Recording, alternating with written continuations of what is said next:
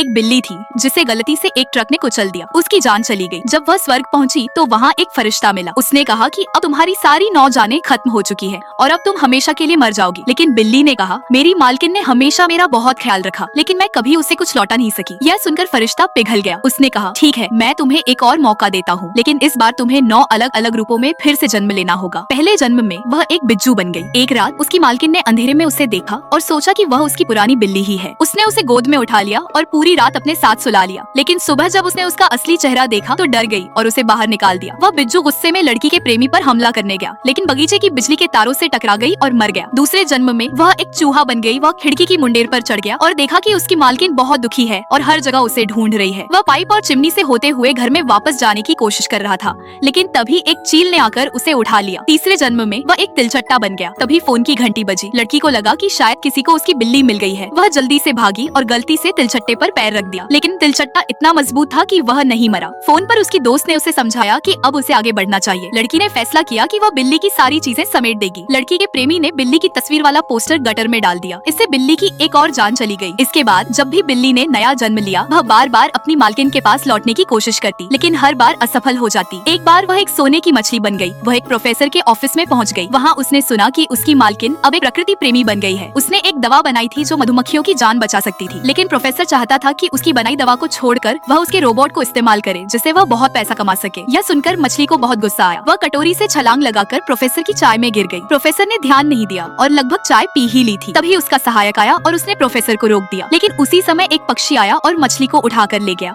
अंत में बिल्ली का जन्म एक घोड़े के रूप में हुआ। जब लड़की ने उसे देखा तो उसे लगा कि यह कोई भटका हुआ घोड़ा है। वह और उसका प्रेमी उसे घर ले आए। उसी समय प्रोफेसर चोरी छिपे उनके घर में घुसने की कोशिश कर रहा था। वह उस दवा को नष्ट करना चाहता था जो मधुमक्खियों की जान बचा सकती थी। घोड़ा दौड़ता हुआ आया और प्रोफेसर को रोक दिया। उसने प्रोफेसर को धक्का देकर बाहर फेंक दिया। प्रोफेसर डर के मारे वहाँ से भाग गया। जब लड़की और उसका प्रेमी घर लौटे तो देखा कि घर के अंदर सब कुछ बिखरा पड़ा है। उन्हें लगा कि यह सब उस घोड़े ने किया है, इसलिए उन्होंने उसे भी भगा दिया।